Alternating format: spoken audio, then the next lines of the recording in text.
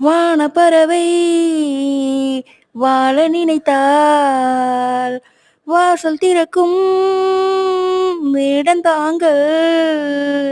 கானப்பறவை பாட நினைத்தால் கையில் விழுந்த பருவ பாடல். மஞ்சள் மணக்கும் எண்ணெச்சி வைத்த பொட்டுக்கு ஒரு அர்த்தம் இருக்கும்.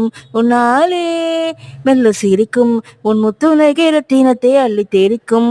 முன்னாலே மெய்யானது உயிர் மெய்யாகவே அது ஏது.